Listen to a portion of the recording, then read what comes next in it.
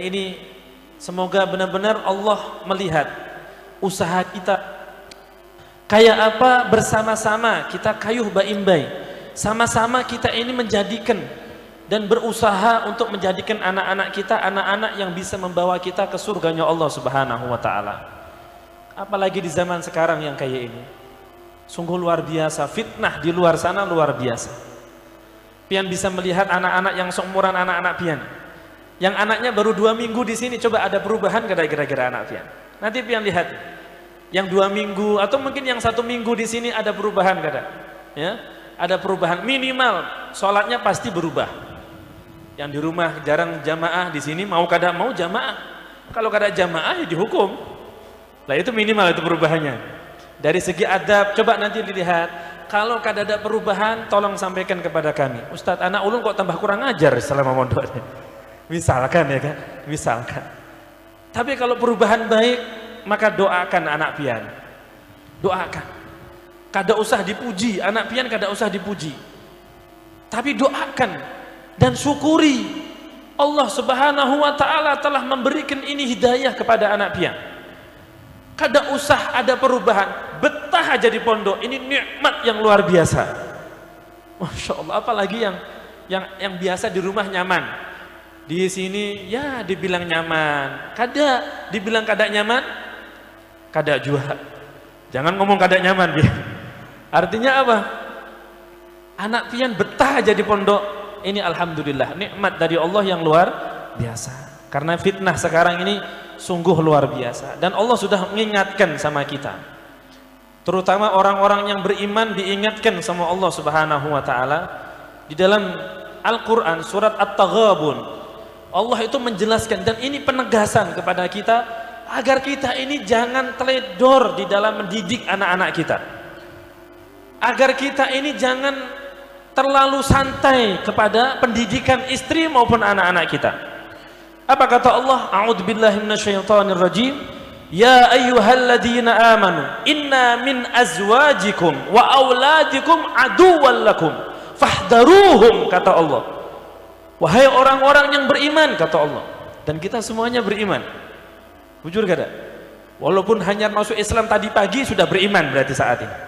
Kita semuanya beriman. Diseru sama Allah Subhanahu wa ta'ala, hei orang-orang yang beriman, sesungguhnya di antara istri-istri kalian itu, di antara anak-anak kalian itu nanti akan ada yang menjadi musuh untuk kalian.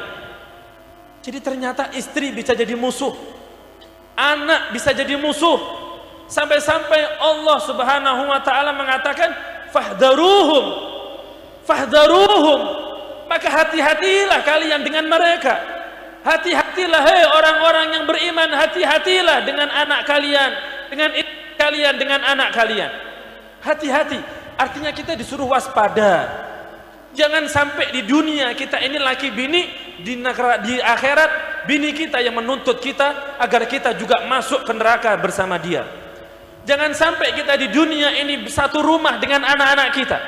Kita yang kerja keras, banting tulang, mati-matian, kayak apa mendidik anak-anak kita, membiayai anak-anak kita, kita cinta kepada anak-anak kita, tapi ternyata nanti di akhirat kita gak kumpul sama anak-anak kita.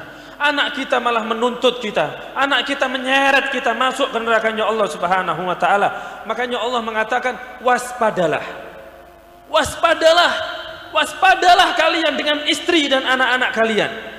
Nah, bagaimana cara kita mewaspadai anak dan istri kita jangan sampai jadi musuh kita?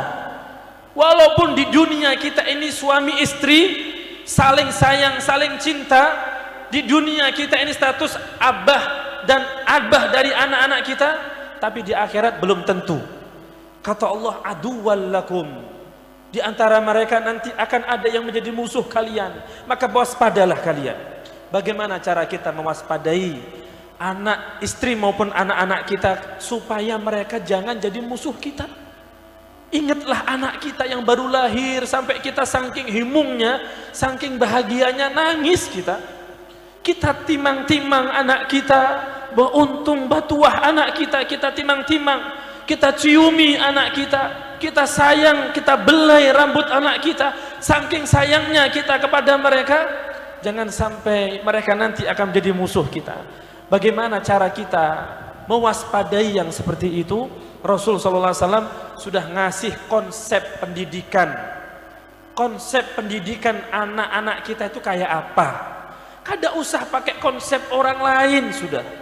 Kada usah pakai konsep pendidikan orang-orang barat ataupun siapa. Kada, pokok kita pakai konsep ala Nabi Muhammad sallallahu alaihi wa alihi wa sahbihi wasallam. Pernah pada suatu ketika Rasulullah itu kumpul sama orang-orang sahabat. Akhirnya Sayyidina Ali di situ mendengar Rasul sallallahu alaihi wasallam bersabda, dan ini sering ulun sampaikan di majelis-majelis, terutama yang di situ dihadiri ada orang tua yang punya anak. Apa kata Nabi? Ini konsep pendidikan ala Nabi. Kalau ini kita terapkan, anak kita pasti solih-solihah. Apa kata Nabi? Addibu auladakum ala thalathi khisalin. Didiklah anak-anak pian dengan cara. Didik anak-anak pian dengan 3 perkara ini. Ini konsep pendidikan. Jangan dididik dengan yang lain. Didiklah anak-anak pian dengan 3 ini. Yang pertama apa? Didik anak pian, kata Nabi, hubbi nabiyikum. Didik anak-anak pian untuk cinta sama nabinya. Dan kami di Anwaha ini, Rasulullah adalah manusia terindah. Pokok kalau kita melamun di pondok ini, kok misalkan melamun, maka kita berusaha lamunan kita adalah lamunan yang paling indah, lamunan Rasul sallallahu alaihi wasallam. Kok misalkan kita melamun, maka yang kita lamunkan adalah Rasul sallallahu alaihi wasallam. Kok kita misalkan kita ini mengagumi seseorang, maka tidak ada orang yang lebih kita kagumi daripada Rasulullah sallallahu alaihi wasallam. Dan ini ulun mengajak anak-anak pian. Mungkin nanti bisa dilihat, bisa ditanya anak-anak kita, anak-anak pian yang ada di pondok, terutama yang sudah lama. Pian lihat, kalau anak pian di rumah kok misalkan akhlaknya kok jauh dari akhlak Nabi Muhammad, ini ada kalanya satu dari 2 hal. Yang pertama, mungkin karena kami yang masih banyak kekurangan, banyak kurang di dalam mengenalkan Nabi Muhammad kepada mereka, atau kami sudah maksimal, akan tetapi anak pianlah yang belum siap. Mereka masih cuek, mereka masih kurang peduli dengan akhlak yang diwariskan, yang diajarkan oleh Nabi Muhammad sallallahu alaihi wa alihi wasallam. Jadi kami di Anwaha ini kayak apa caranya? Semakin tidak bertambah 1 hari pun kecuali tambah juga cinta kami kepada Nabi Muhammad. Ulun akan terus berusaha kayak apa meningkatkan cinta kita kepada Nabi, dan ulun kada mau sorangan. Anak-anak kita, mereka harus juga kenal dengan Nabi.